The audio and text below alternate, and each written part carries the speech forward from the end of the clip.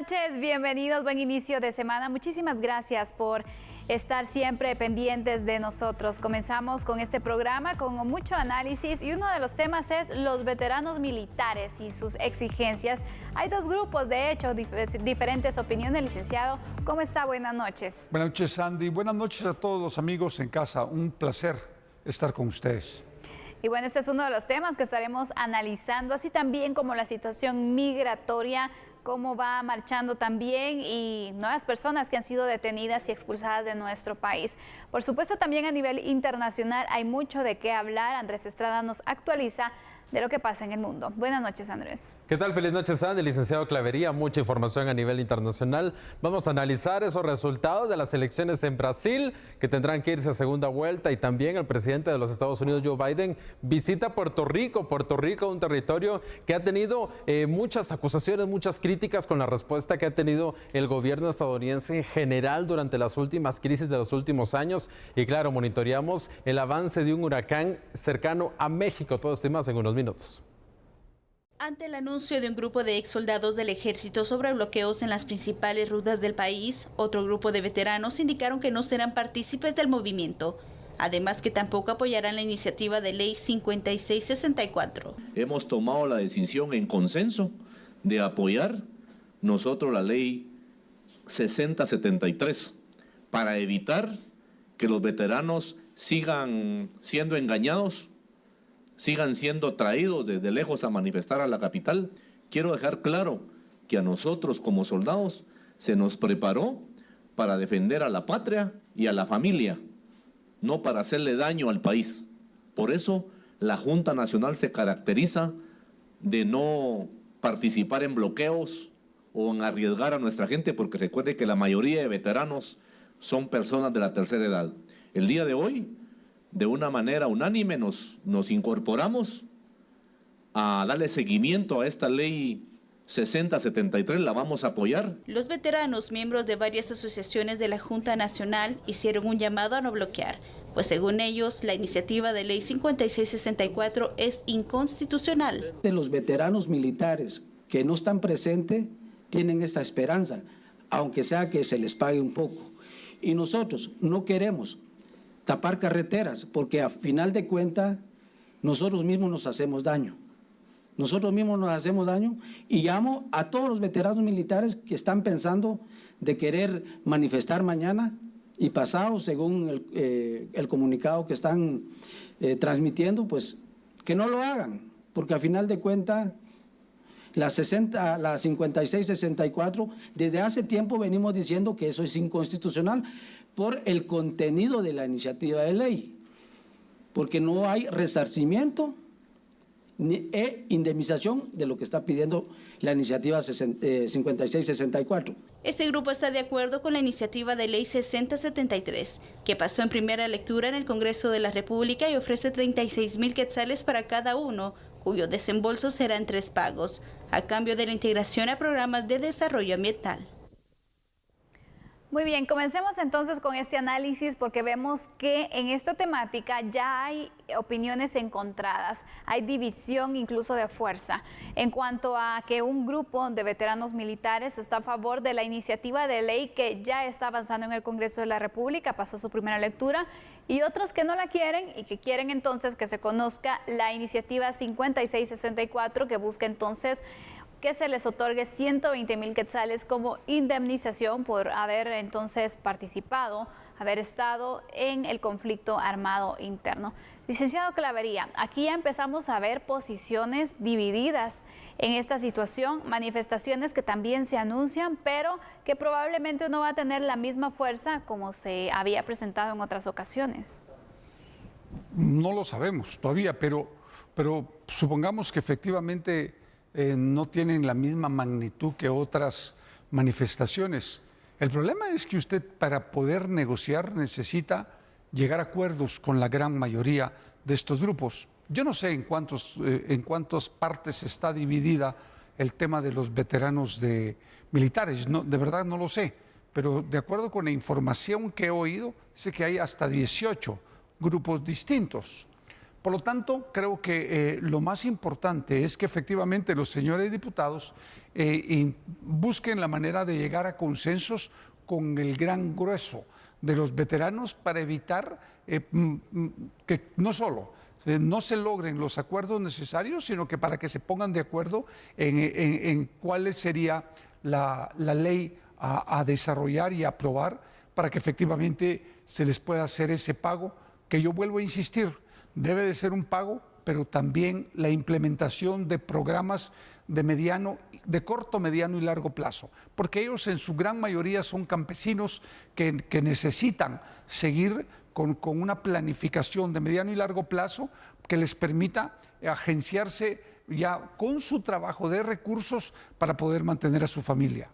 Así es, aquí probablemente hay una posición en cuanto a, bueno, es mejor recibir algún apoyo a no recibir nada, porque también la iniciativa 5664 es una iniciativa que no ha avanzado en absolutamente nada, no cuenta con dictamen favorable, es decir, va muy atrasada, mientras que la otra iniciativa pues ya por lo menos ya pasó en primera lectura, ya pasó por sus dictámenes, está en la primera lectura y hay un poco más de viabilidad que se pueda aprobar. De 120,000 quetzales a la propuesta inicial que se tenía a 36,000 quetzales, vemos que hay una gran diferencia, pero pues hay algunos que están dispuestos a aceptar este monto siempre y cuando se les pueda cumplir con el aporte, con la ayuda que ellos están solicitando.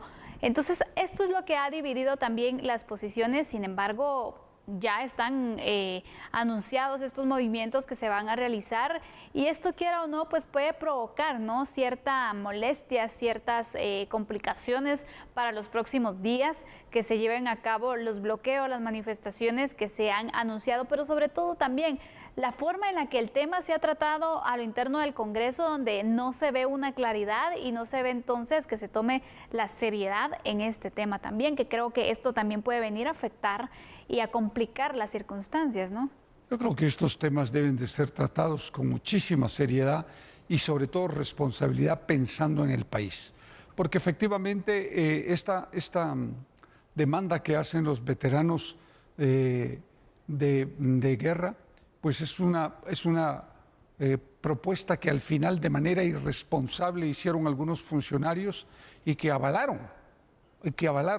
El problema es cuando los funcionarios son tan irresponsables que hacen este tipo de propuestas sabiendo que el Estado no cuenta con los recursos ande. Mire, 120,000 quetzales multiplicado por 500,000 de veteranos.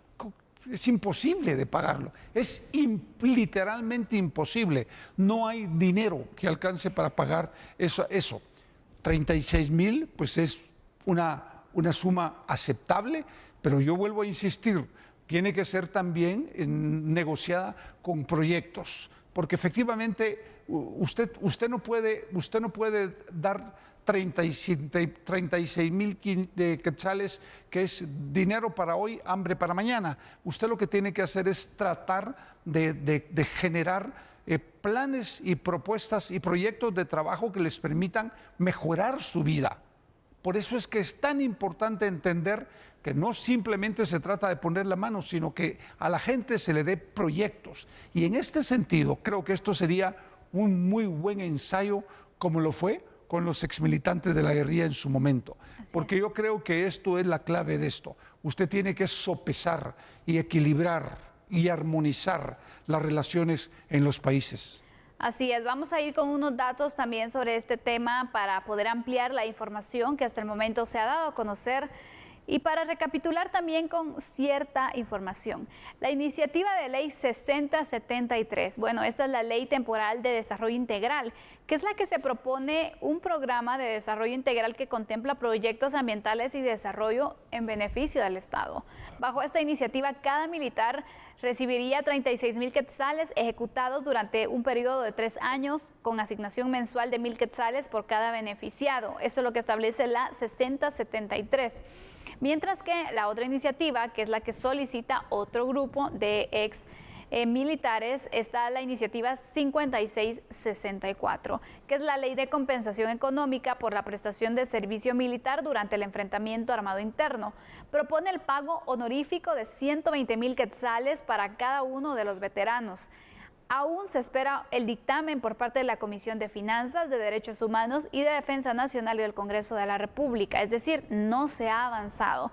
Pero esta es la iniciativa que varios exmilitares están solicitando se pueda aprobar y no están de acuerdo entonces con la otra, que es la 6073. Son dos iniciativas diferentes que se están buscando entonces aprobar en el Congreso de la República. Ahora el punto aquí es, licenciado, que hay que decidirse por una de las dos, porque también, imagínense que decidan aprobar las dos, es demasiado dinero el que se está avalando al final.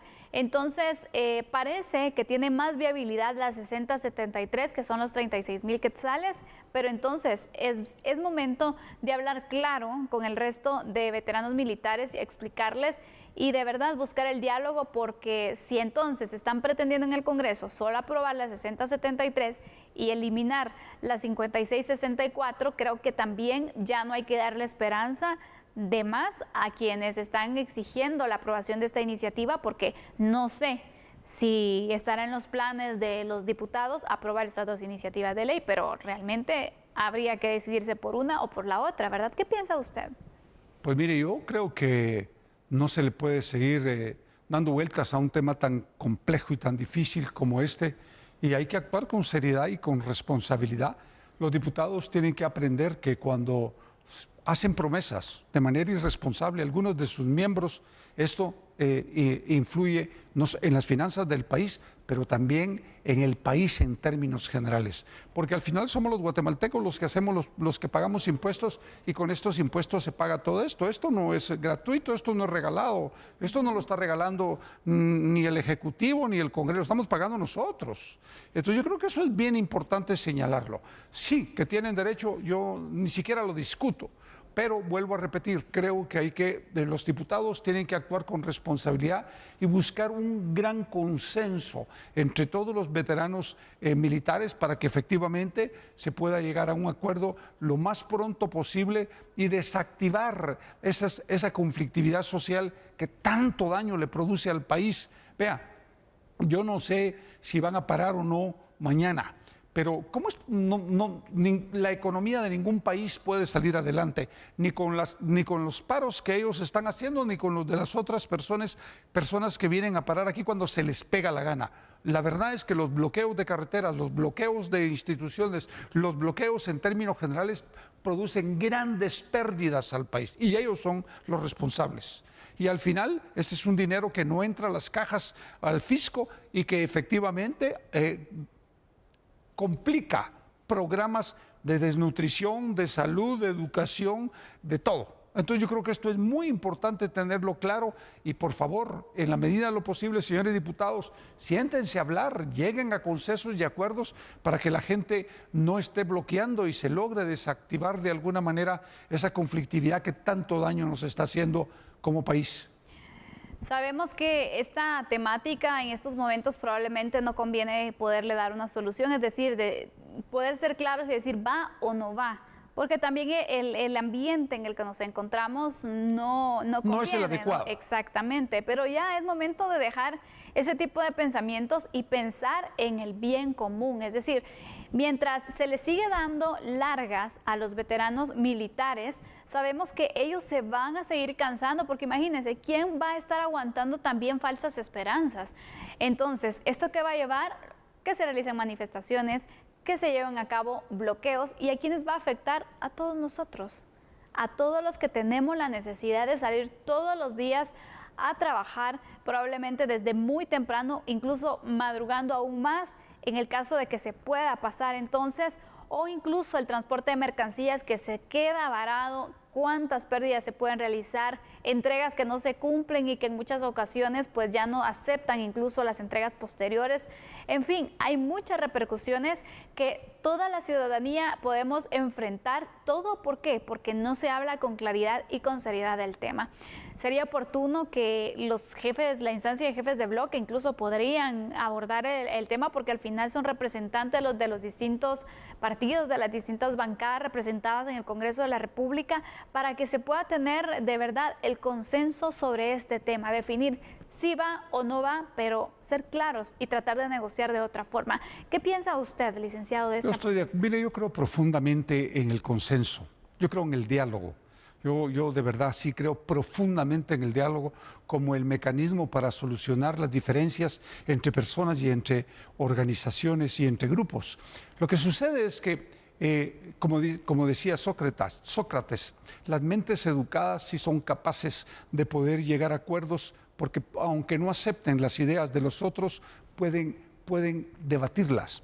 El problema es ese, tenemos que sentarnos y entender todos que al final, si estos temas no se resuelven, nos van a afectar en el futuro de una manera terrible en la parte económica, porque aparte de todo, no solo nos está afectando una crisis internacional, sino se está viniendo y ya se está sintiendo en el país. A eso le sumamos estos bloqueos que pueden hacer los veteranos militares o los señores de Codeca y todos esos otros grupos que vienen a manifestar.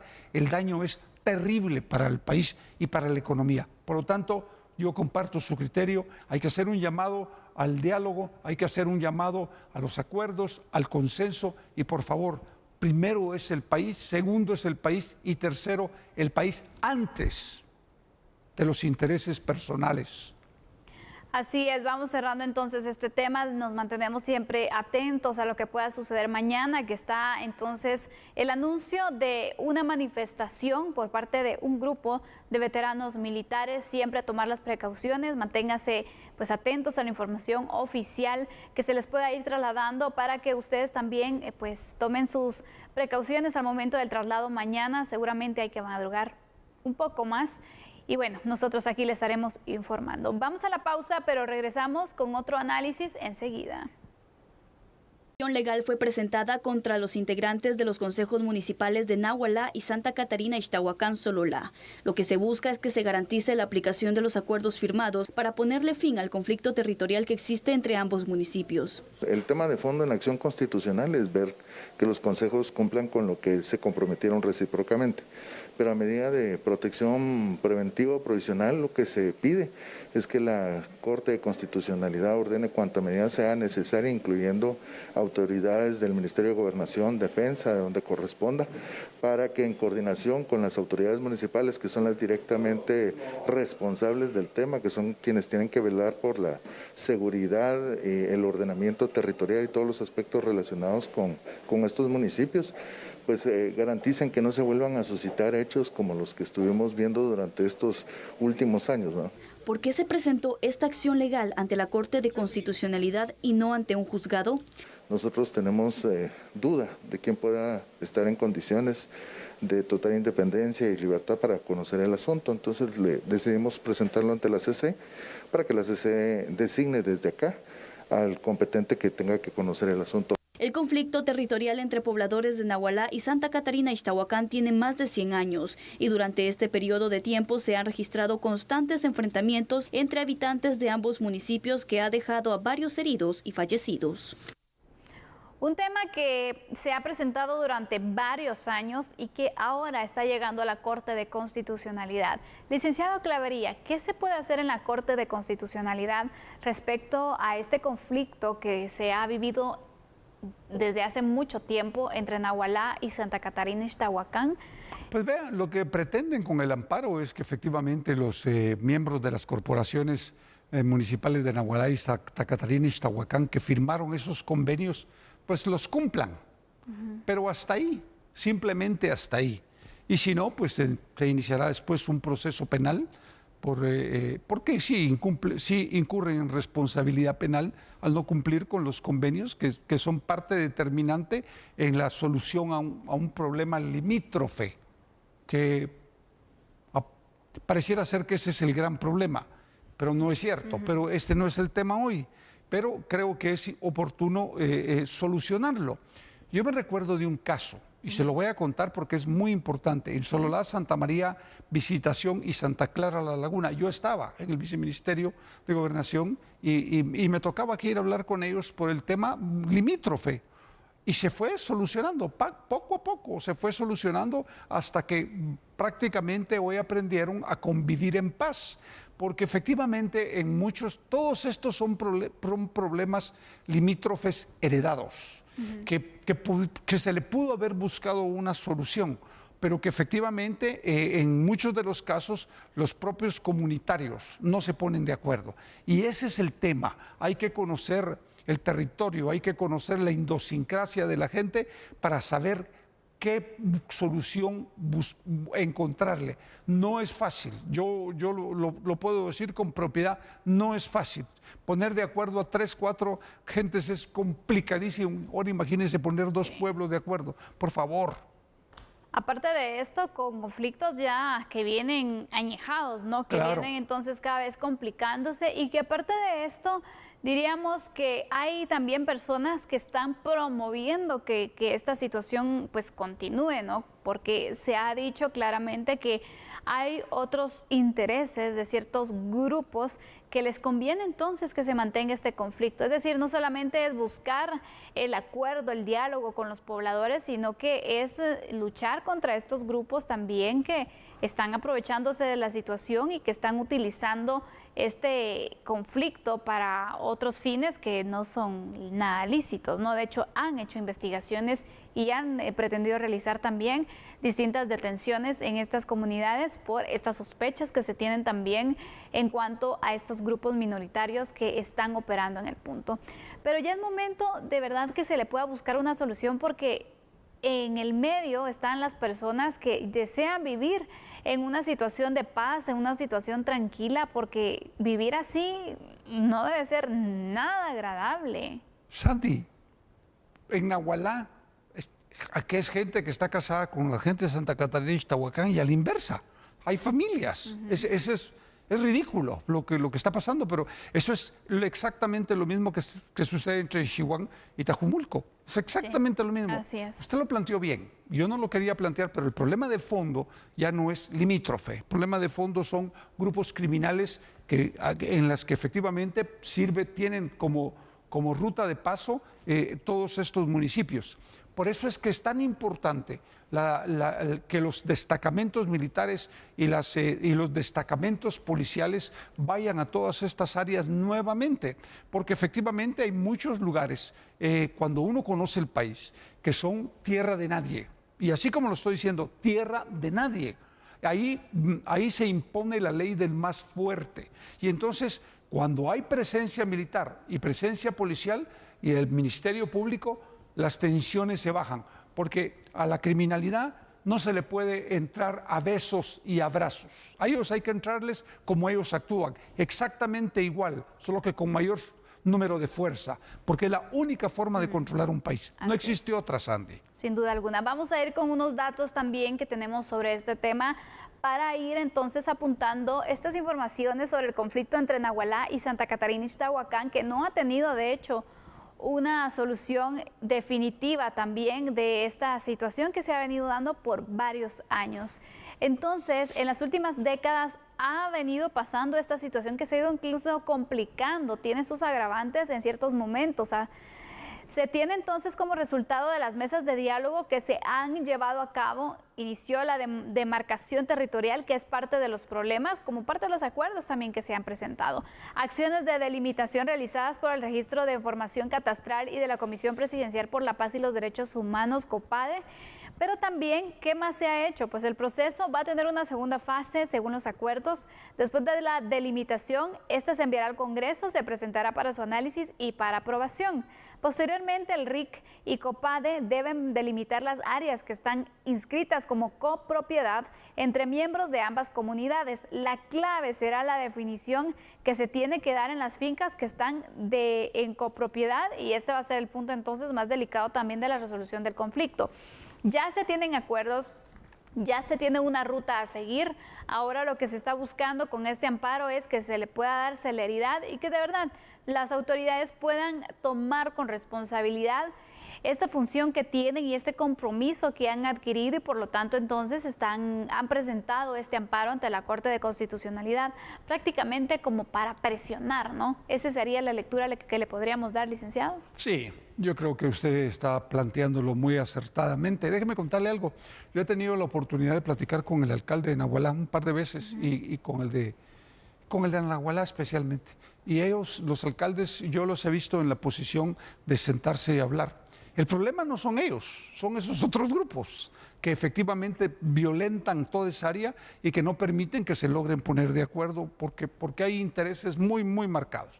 Pero yo sí creo que en esa línea es bien importante, primero, que se cumplan con todo lo establecido en estos convenios, porque al final va a ser beneficiado Nahualá y Santa Catarina y Ixtahuacán. Sin duda alguna. También hemos tenido el caso de los alcaldes que han llegado al Congreso de la República buscando el apoyo de diputados para que se pueda abordar y sean ellos los mediadores de este tema.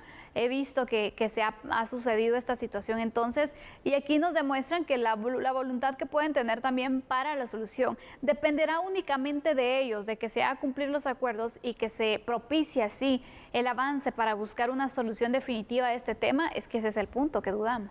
Yo creo que sí, yo creo que lo van a lograr. Vea, en ese tema del limítrofe yo creo que lo van a lograr y creo que efectivamente de alguna manera estas áreas se van a ir pacificando con el apoyo del ejército y de la policía.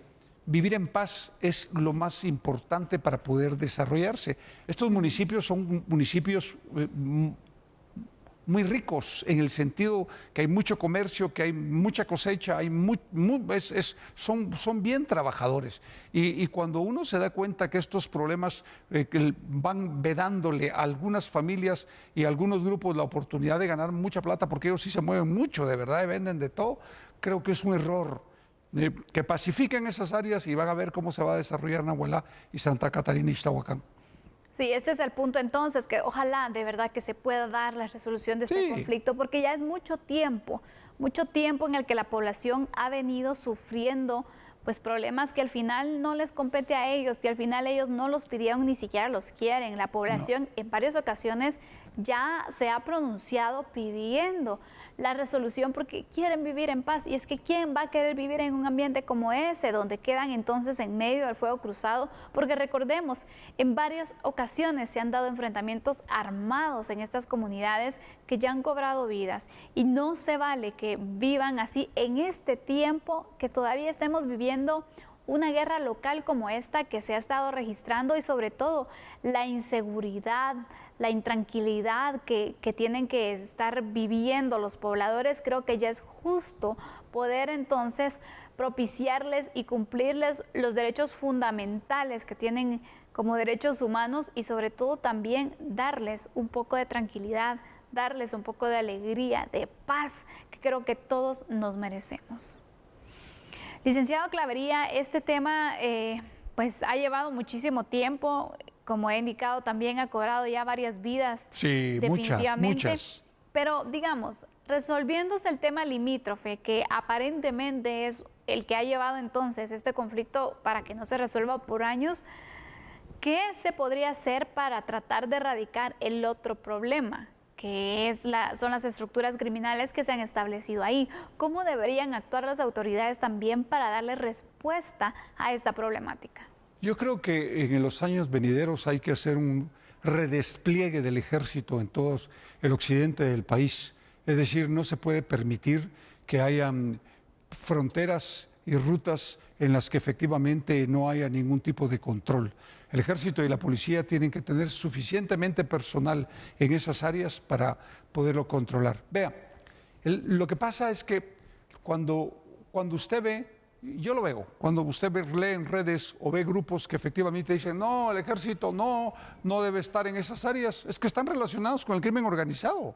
El problema es que lo que aquí no se cuenta y lo que aquí no se dice es que allá los grupos del narcotráfico son poderosos. Ahí hay grupos mexicanos ya metidos en Guatemala y los únicos que pueden enfrentar es el ejército y la policía conjuntamente. Entonces yo creo que hay que regresarlos a hacer una labor distinta. Es una labor para de control y de prevención en el país, pero en el que efectivamente, si ellos tienen que enfrentarse a estos grupos, que lo hagan ellos están preparados para eso. Pero lo que no se puede es dejar libre las rutas, dejar libre las fronteras, porque, perdónenme que se los diga, pero si seguimos haciendo esto, todas esas áreas, cuando sintamos, vamos a estar igual que México en la parte norte. Así es, bueno, veremos entonces si surte efecto el propósito de este amparo, que tanto avance se vaya teniendo también, porque yo creo que es momento de pensar en la población que está esperando una solución a este conflicto, una solución también a sus intranquilidades y que están en espera y de verdad se les debe por mucho tiempo esa tranquilidad y paz que tanto merecen. Vamos a ir a la pausa. Al regresar hablaremos sobre la migración y cómo esta sigue incrementándose. Ya volvemos. Por segunda semana consecutiva se expulsó a más de 350 migrantes, la mayoría venezolanos. Se contempla que este ritmo se mantenga en las próximas semanas. Para ello, 15 entidades coordinaron mecanismos de atención de protección en ruta. Se creó hoy esta mesa de emergencia con más de 15 instituciones donde ya estamos hoy ya listos para tener las regulaciones que vamos a tener a partir de este momento, donde ya esta mesa que se creó hoy, ya darle un efecto inmediato a las respuestas que podemos tener ante las eventualidades, como usted bien lo dijo, de grandes volúmenes de personas que quisieran ingresar a territorio guatemalteco.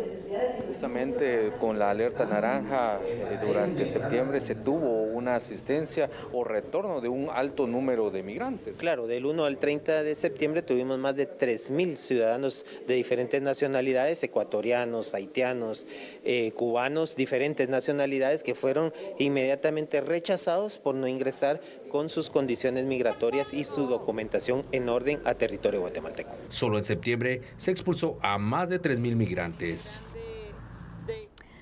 Y es que así se ha dado la situación, son varios los migrantes de distintas nacionalidades que han ingresado a nuestro país y en las distintas fronteras, hemos de decirlo, se han dado de diferentes formas. De hecho, en las últimas semanas le compartimos a ustedes la localización de varios de ellos que eran trasladados por presuntos coyotes guatemaltecos, quienes por medio de buses y distintos medios de transporte los estaban llevando entonces para poder avanzar hacia México y luego buscar los Estados Unidos, que este es el destino que mayormente se busca al momento entonces de migrar. Aquí tenemos varios connacionales de distintas nacionalidades que han sido expulsados, no han sido admitidos a nuestro país, y vemos entonces la problemática de la migración que abarca nuestro territorio, que es utilizado muchas veces como un corredor para llegar hacia los Estados Unidos.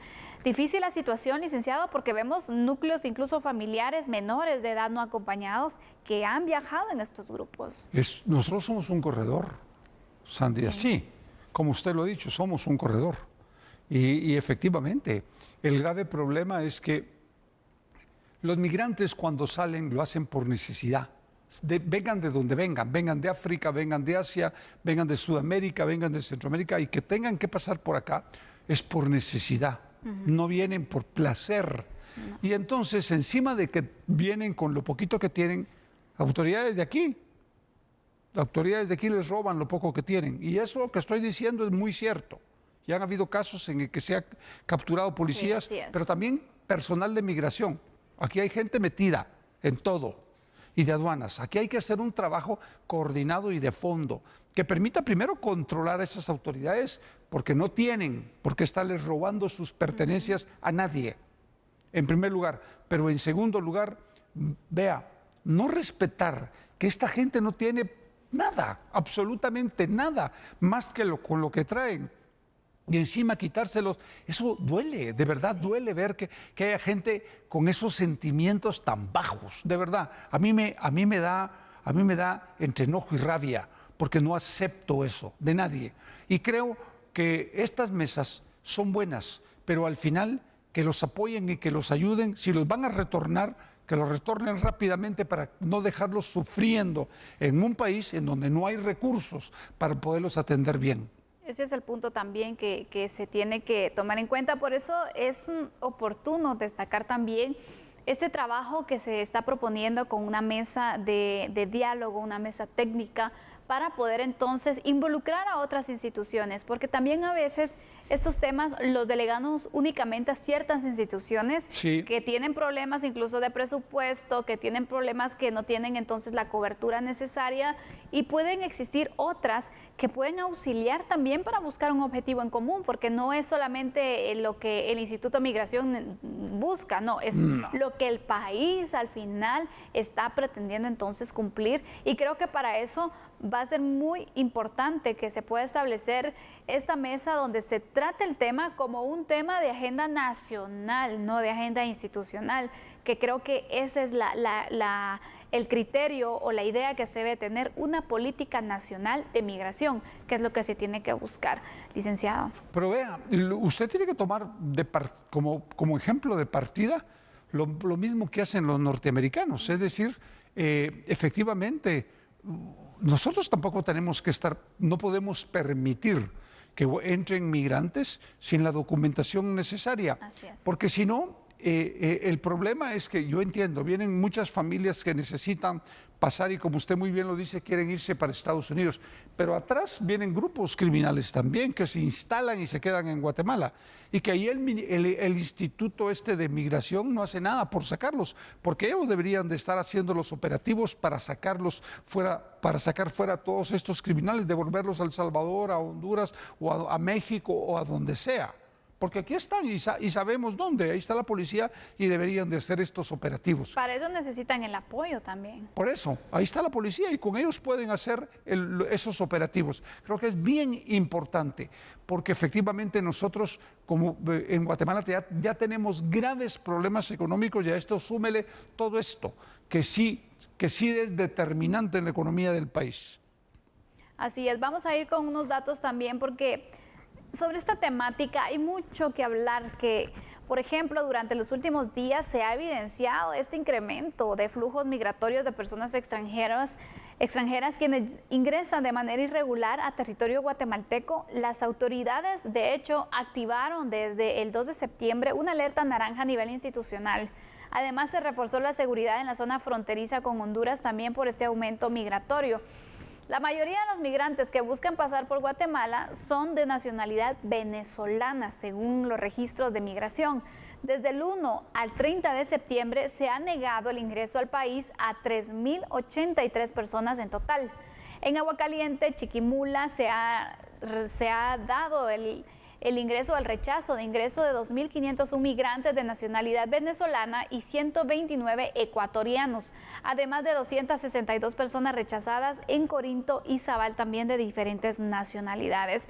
Aquí vemos esta problemática que abarca todos los países. En muchas ocasiones son situaciones económicas, pero también situaciones de inseguridad que se viven entonces en los países y que hacen que sus ciudadanos busquen otras alternativas, busquen otros territorios y se arriesguen, porque realmente el traslado de esta forma irregular de los venezolanos, por mostrar un ejemplo, no es nada sencillo. Todo lo que tienen que ellos pasar, todos los riesgos que también tienen que enfrentar.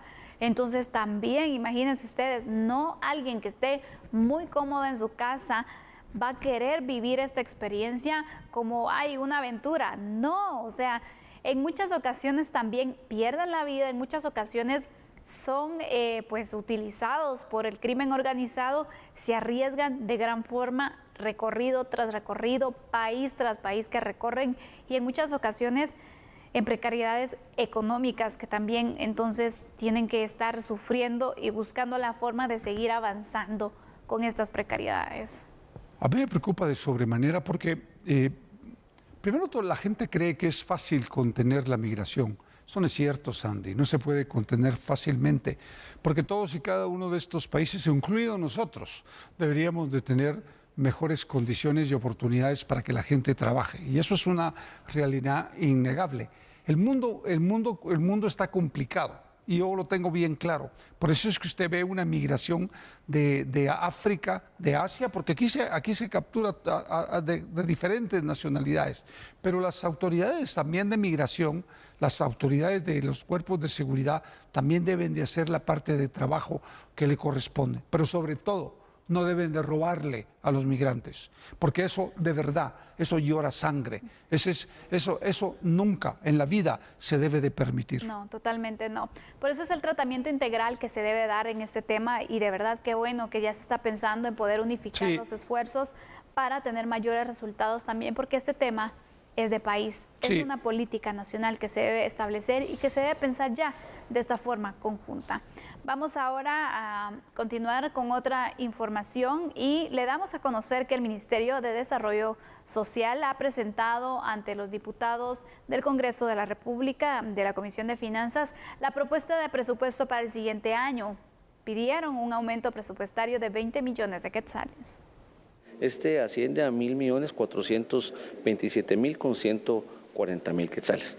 Si ustedes recuerdan, realmente es un incremento de 20 millones en relación al presupuesto del año anterior, lo que equivale a 1.40%, es prácticamente mínimo el aumento de presupuesto que se está solicitando. El mayor rubro presupuestario que ejecutamos es en programas sociales de asistencia, por ejemplo, programa de transferencias monetarias condicionadas, en los programas de becas, que es básicamente la mayor ejecución que tenemos. Luego vamos a la ejecución en inversión, que es básicamente la inversión que se tiene catalogada a través del Fondo de Desarrollo Social en el FODES, que ahí se ejecuta obra física, pero también el programa de dotaciones, de donde se compran, por ejemplo, insumos como alimentos, como herramientas para la labranza, como techo mínimo, láminas y costaneras, que se distribuyen en base a las solicitudes y a las emergencias que se puedan ir dando. Bueno, básicamente esto responde a un ajuste presupuestario que se está haciendo en base al incremento que han habido en base a algunos insumos, es decir, prácticamente se mantienen los mismos rubros. Estamos haciendo una proyección estratégica de ejecución por cuatrimestre que nos permite llevar no solamente un control de lo que se ejecuta, sino también una evaluación del nivel de la calidad de ejecución. Y eso es muy importante porque eso jamás se había hecho en el Ministerio desde que se creó, es por primera vez que hemos generado esos controles y por eso es que nos sentimos sumamente satisfechos. Hasta aquí hemos llegado con el análisis y la información nacional. Gracias, licenciado Clavería, por siempre acompañarnos. Mañana lo esperamos y seguimos analizando los temas relevantes. Gracias, Andy. Gracias a todos en casa. Feliz noche. Vamos a hacer una pausa en este momento, regresando con las noticias internacionales. Andrés Estrada le informará. Ya volvemos.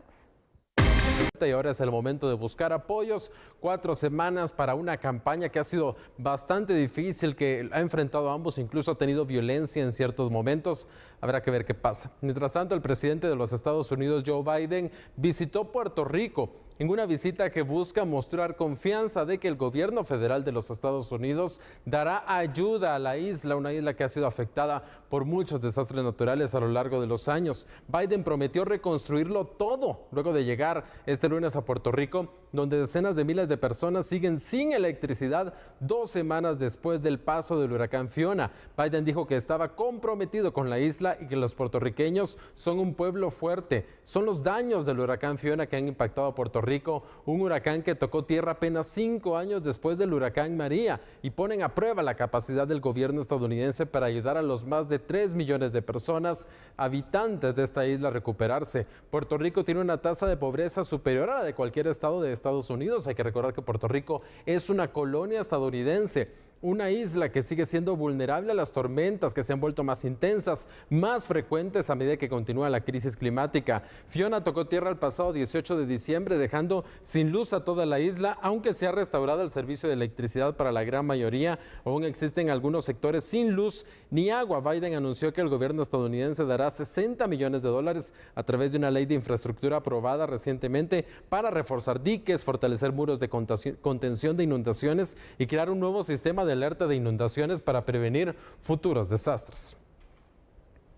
Mientras tanto, un huracán impactó a México, específicamente en el estado de Sinaloa. El huracán Orlén tocó tierra en la costa mexicana del Pacífico, cerca del puerto turístico de Mazatlán, en Sinaloa, antes de debilitarse rápidamente en este avance por el occidente del país. Los primeros impactos se sintieron en el municipio de Escuinapa, donde se reportaron fuertes precipitaciones, fuertes vientos que dejaron incluso sin servicio eléctrico a esa región. Entre los poblados de Escuinapa que resultaron afectados estaba la isla del Bosque, bosque por donde ingresó a tierra el huracán. Un huracán que perdió fuerza después de pasar a un sector que se llama las Islas Marías, que es una antigua colonia penal que en estos momentos está siendo desarrollado como atracción turística. Al pasar por ese sector, el huracán perdió bastante fuerza, sin dejar muchos daños, ya que esa isla tiene una escasa población, apenas unos cuantos empleados del gobierno, y los edificios están hechos de ladrillo o de concreto. Los efectos del huracán también se sintieron en el norte de Nayarit, donde las fuertes lluvias también ocasionaron alguna crecida de algunos ríos, algunas inundaciones. Existía una alerta de tormenta tropical en otras regiones, pero se espera que el fenómeno se disipe en las próximas horas. Lo más tarde, en la madrugada del martes, ya no debería de existir este fenómeno. Bueno, pocos daños, Sandy, para un huracán que llegó a alcanzar categoría 4. Categoría 4 en su momento más fuerte, sin embargo, se debilitó rápidamente. Pero este es un caso excepcional, porque bien pudiera haber pasado lo que pasó con Fiona, lo que pasó hace poco con el huracán Ian. En este momento no se reportan fallecidos hasta el momento, no se reportan heridos para un huracán que podría haber impactado muy fuerte. Admira la verdad, porque fue bastante fuerte, sinceramente, y cómo también estuvo entonces pues provocando el temor y ciertos daños también en distintas poblaciones. Sin duda alguna, la naturaleza nos está demostrando que el daño que le hacemos también tiene sus repercusiones, y vemos esta serie de huracanes que se han venido presentando, que de verdad se han extendido en diversos puntos. Lo que nos queda claro es que Guatemala no estaría lista para enfrentar ni siquiera la cola de un huracán. Vemos las consecuencias que el aumento de las lluvias nos ha traído también, entonces tenemos mucho por qué hacer en la prevención y la contención también de los desastres. Andrés. Mucho trabajo, y no solo este año, sino para el resto de años, porque la crisis climática va a agravar la situación. Totalmente. Si pensamos que ahorita estamos viendo muchos huracanes muy fuertes, hay que prepararse, porque dentro de 5 o 10 años vamos a ver más huracanes más fuertes cada vez. Bueno, esto es lo que está pasando en el mundo y a nivel nacional. Usted se ha quedado muy bien informado. Recuerde que mañana lo esperamos a las 9 de la noche. De momento nosotros nos despedimos. Que descanse. Feliz noche, hasta la próxima.